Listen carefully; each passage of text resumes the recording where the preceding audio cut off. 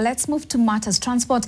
And if your vehicle is more than 4 years old, you will soon have to take it for a mandatory annual inspection.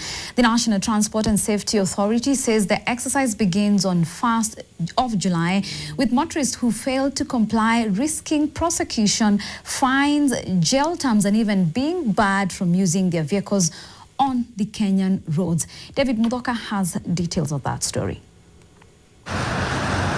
Thousands of motorists will soon be required to have their vehicles inspected after the National Transport and Safety Authority rolled out a new vehicle inspection regime aimed at improving safety on Kenyan roads. The exercise covers school transport vehicles, commercial service vehicles, and private vehicles that are more than 4 years old from the date of manufacture.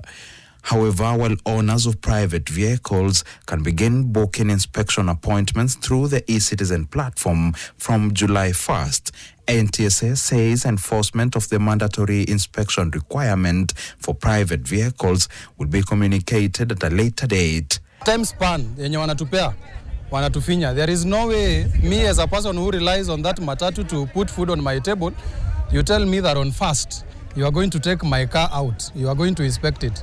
You need to give me more time so that I can do some changes that you want. That pia mimi kama mtumizi wa uchukuzi nitasikia vizuri nikibebwa na gari ambayo imefikia kiwango ama yenye inahitajika kwa usafiri. So watueleze zaidi ni njia ipi watakayotumia kufanya hiyo inspection na itachukua muda upi, na ndiposa kila mmoja wetu aweze kuridhika na matokeo ya pendekezo hilo.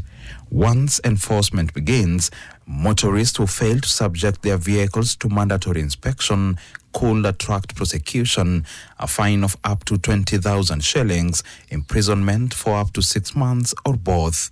In some cases, authorities may also prohibit the continued use of the vehicle on Kenyan roads. The inspection will also come at a cost. Motorcycle and tuk-tuk owners will pay an estimated total of 550 shillings, comprising a 200 shilling NTSA booking fee, a 300 shilling inspection fee, and a 50 shilling eCitizen access fee. Cars below 3,000 cc will attract a total fee of 2,050 shillings, made up of a 1,000 shilling NTSA booking fee, a 1,000 shilling inspection fee, and a 50 shilling eCitizen access fee. The same charges will apply to cars above 3,000 cc, as well as commercial vehicles and trailers. Wape hawa wananchi muda. Najua kweli magari mengi is unroadworthy, lakini tunaomba watupe time. However, the announcement has sparked mixed reactions online, with some Kenyans questioning both the timing and the rationale behind the inspections. One user on X commented, "Your interest is revenue collection, not transport safety. Even with stiffer regulations, deaths on the roads have never declined. It's all about the money."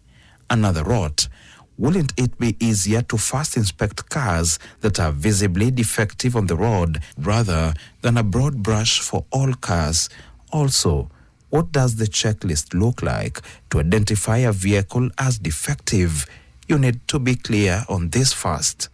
Another user commented, "The big question is, what are you exactly inspecting in private cars?